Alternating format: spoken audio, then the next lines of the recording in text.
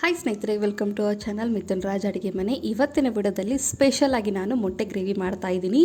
ಎಲ್ಲರಿಗೂ ಗೊತ್ತಿರುತ್ತೆ, ಬಟ್ ನಾನು ಮಾಡೋ ಸ್ಟೈಲಲ್ಲಿ ಒಮ್ಮೆ ಮಾಡಿ ನೋಡಿ. ಯಾವಾಗಲೂ ಮಾಡೋ ಥರ ಅಲ್ದೇ ಸೂಪರಾಗಿ ಸಖತ್ತಾಗಿ ಮತ್ತೆ ಮತ್ತೆ ಕೇಳಿ ಮಾಡಿಸ್ಕೊಂಡು ತಿಂತಾರೆ. ಅಷ್ಟು ರುಚಿಯಾಗಿರುತ್ತೆ.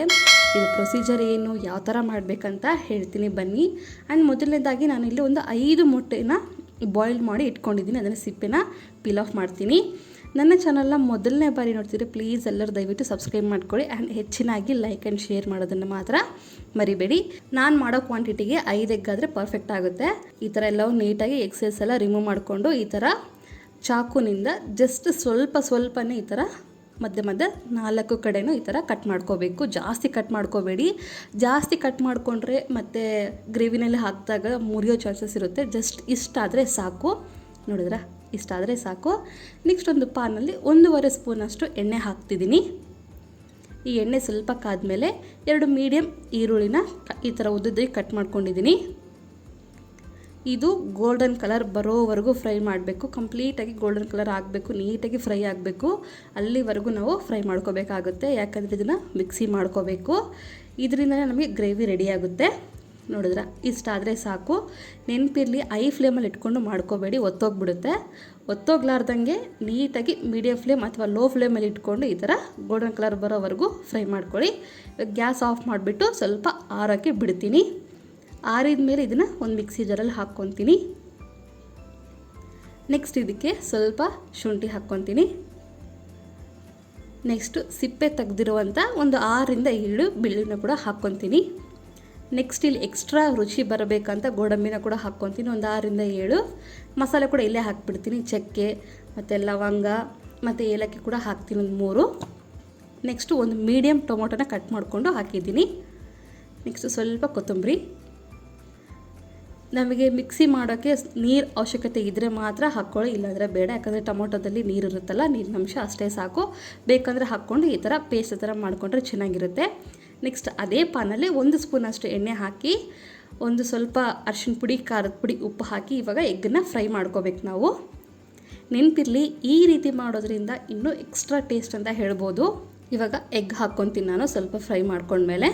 ನೆನಪಿರಲಿ, ತುಂಬ ಕಾಯಬಾರ್ದು ಎಣ್ಣೆ, ಯಾಕಂದರೆ ಎಗ್ಗು ಸಿಡಿಯೋ ಚಾನ್ಸಸ್ ಇರುತ್ತೆ. ಅದಕ್ಕೋಸ್ಕರ ಆದಷ್ಟು ಲೋ ಫ್ಲೇಮಲ್ಲಿ ಇಟ್ಕೊಂಡೆ ಫ್ರೈ ಮಾಡ್ಕೊತ ಹೋಗಿ. ಈ ಥರ ಅದು ಸ್ವಲ್ಪ ಬಣ್ಣ ಚೇಂಜ್ ಆಗಬೇಕು. ಕಲರ್ ಚೇಂಜ್ ಆದಮೇಲೆ ನೋಡಿದ್ರೆ ಈ ಥರ ರೋಸ್ಟ್ ಥರ ಆಗುತ್ತೆ ಎಗ್ಗು.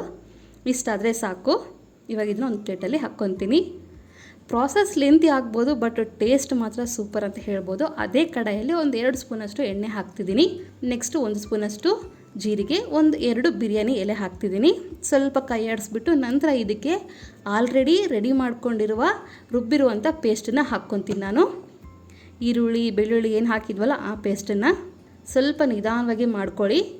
ಆ್ಯಂಡ್ ಪ್ರಾಸೆಸ್ ಲೆಂತಿ ಆಗಿದೆ ಅಪ್ಪ, ಇಷ್ಟೆಲ್ಲ ಮಾಡಬೇಕು ಅಂತಂದರೆ ಸೂಪರಾಗಿ ಬರುತ್ತೆ. ಒಮ್ಮೆ ಮಾಡಿ ನೋಡಿ, ಟ್ರಸ್ಟ್ ಮೀ, ಅಷ್ಟು ಚೆನ್ನಾಗಿರುತ್ತೆ. ನೀಟಾಗಿ ಎಣ್ಣೆ ಬಿಟ್ಕೊಳ್ಳೋವರೆಗೂ ಈ ಥರ ಫ್ರೈ ಮಾಡ್ಕೋಬೇಕು. ನೆನಪಿರಲಿ, ಲೋ ಫ್ಲೇಮಲ್ಲೇ ಇರಬೇಕು. ಎಣ್ಣೆ ಎಲ್ಲ ಬಿಟ್ಕೊಂಡಿದೆ ಅನ್ನೋ ಟೈಮಲ್ಲಿ ಅರಿಶಿನ ಪುಡಿ, ಖಾರದ ಪುಡಿ, ರುಚಿಗೆ ತಕ್ಕಷ್ಟು ಉಪ್ಪು ಕೂಡ ಹಾಕ್ತೀನಿ ನಾನು. ನೆಕ್ಸ್ಟ್ ಒಂದು 3 ಮೆಣಸಿನ್ಕಾಯಿ ಈ ಥರ ಉದ್ದಕ್ಕೆ ಕಟ್ ಮಾಡಿಕೊಂಡು ಮಧ್ಯದಲ್ಲಿ ಹಾಕ್ತಿದ್ದೀನಿ. ಆಲ್ರೆಡಿ ಈರುಳ್ಳಿನ ಎಲ್ಲ ಫ್ರೈ ಮಾಡಿರ್ತೀವಲ್ಲ, ಅದಕ್ಕೋಸ್ಕರ ಅಷ್ಟು ಟೈಮೇ ಹಿಡಿಯೋದಿಲ್ಲ, ಬೇಗನೆ ಆಯಿಲ್ ಬಿಟ್ಕೊಂಡ್ಬಿಡುತ್ತೆ ಸೈಡಲ್ಲಿ. ನೆಕ್ಸ್ಟ್ ಇದಕ್ಕೆ ಒಂದು 3 ಸ್ಪೂನಷ್ಟು ಮೊಸರು ಹಾಕ್ತಿದ್ದೀನಿ. ಮೊಸರು ಹಾಕಬೇಕಾದ್ರೆ ಸಿಮ್ಮಲ್ಲಿ ಇರಬೇಕು ಗ್ಯಾಸು, ನೆನಪಿಟ್ಕೊಳ್ಳಿ. ಮೊಸರು ಹಾಕಿದ ಮೇಲೆ ಇನ್ನೊಂದ್ಸರಿ ನೀಟಾಗಿ ಕಲಿಸ್ಕೊತೀನಿ. ಮೊಸರು ಹಾಕೋದ್ರಿಂದ ಇನ್ನೂ ಎಕ್ಸ್ಟ್ರಾ ಟೇಸ್ಟ್ ಬರುತ್ತೆ. ಮೆಣಸಿನ್ಕಾಯಿ ಹಾಕಿರ್ತೀವಿ, ಖಾರ ಹಾಕಿರ್ತೀವಿ, ಈ ಮೊಸರು ಹಾಕಿಬಿಟ್ರೆ ಈಕ್ವಲ್ ಆಗಿಬಿಡುತ್ತೆ. ಉಪ್ಪು ನೀವು ನೋಡಿ ಹಾಕ್ಕೊಳ್ಳಿ. ನೆಕ್ಸ್ಟ್ ಇದಕ್ಕೆ ಧನಿಯಾ ಪುಡಿ ಕೂಡ ಆ್ಯಡ್ ಮಾಡ್ಕೊತೀನಿ. ನೋಡಿದ್ರೆ ಎಣ್ಣೆ ಯಾವ ಥರ ಸೈಡಲ್ಲಿ ಬಿಟ್ಕೊತಾ ಬಂದಿದೆ. ನಾನು ಫಸ್ಟಿಗೆ ಈರುಳ್ಳಿನ ಫ್ರೈ ಮಾಡೋದ್ರಿಂದ ಈ ಥರ ಇಷ್ಟೆಲ್ಲ ಸೂಪರಾಗಿ ಸಖತ್ತಾಗಿ ಬರುತ್ತೆ. ಎಣ್ಣೆ ಎಲ್ಲ ಸೈಡಲ್ಲಿ ಬಿಟ್ಕೊಂಡಿದೆ ಅನ್ನೋ ಟೈಮಲ್ಲಿ ಇವಾಗ ಎಗ್ಗನ್ನ ಹಾಕ್ಕೊತೀನಿ ನಾನು. ಒಂದೊಂದಾಗಿ ಹಾಕ್ಕೊತೀನಿ. ಎಣ್ಣೆ ಎಲ್ಲ ನೋಡಿ ಯಾವ ಥರ ಬಿಟ್ಕೊಂಡಿದೆ ಅಲ್ವಾ. ಇವಾಗ ಸ್ವಲ್ಪ ನೀರು ಹಾಕಿಬಿಟ್ಟು ಇನ್ನೊಂದ್ಸರಿ ಕಲಿಸ್ಕೊತೀನಿ. ಸ್ವಲ್ಪ ಮಾತ್ರ ಹಾಕ್ಕೊಳ್ಳಿ, ನೆಕ್ಸ್ಟ್ ಮತ್ತೆ ಆಮೇಲೆ ಹಾಕ್ಕೊಳ್ಳೋಣಂತೆ.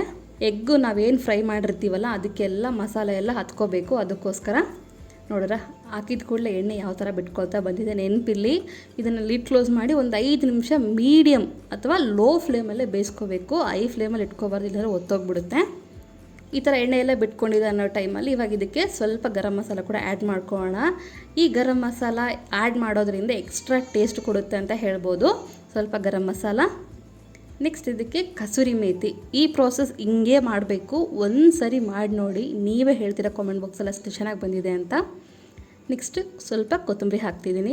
ಈ ಥರ ಕೊತ್ತಂಬರಿ ಹಾಕಿಬಿಟ್ಟು, ನಿಮಗೆ ಗ್ರೇವಿ ಇಷ್ಟಿದ್ರೆ ಸಾಕು, ಇನ್ನೂ ಸ್ವಲ್ಪ ನಮಗೆ ನೀರಾಗಿ ಬೇಕು ಅನ್ನೋ ಟೈಮಲ್ಲಿ ಇನ್ನೂ ಸ್ವಲ್ಪ ನೀರು ಆ್ಯಡ್ ಮಾಡ್ಕೋಬೋದು. ನಾನು ಇಲ್ಲಿ ಇನ್ನೂ ಸ್ವಲ್ಪ ಆ್ಯಡ್ ಮಾಡ್ಕೊತೀನಿ, ಯಾಕಂದರೆ ತಣ್ಣಗಾದ್ಮೇಲೆ ಇನ್ನೂ ಸ್ವಲ್ಪ ತಿಕ್ಕಾಗುತ್ತೆ, ಅಂದರೆ ಇನ್ನೂ ಸ್ವಲ್ಪ ಗಟ್ಟಿಯಾಗುತ್ತೆ. ಅದಕ್ಕೋಸ್ಕರ ಸ್ವಲ್ಪ ಆ್ಯಡ್ ಮಾಡಿಕೊಂಡು ಒಂದು ಮುಚ್ಚಿ ಒಂದು 2 ನಿಮಿಷ ಸಾಕು, ಜಾಸ್ತಿ ಬೇಡ. ಲೋ ಫ್ಲೇಮಲ್ಲೇ ಬೇಯಿಸ್ಕೊಂಡ್ರೆ ಸಖತ್ತಾಗಿರುವಂಥ ಟೇಸ್ಟಿಯಾಗಿರುವಂಥ ಎಗ್ ಕರಿ ರೆಡಿಯಾಗಿರುತ್ತೆ.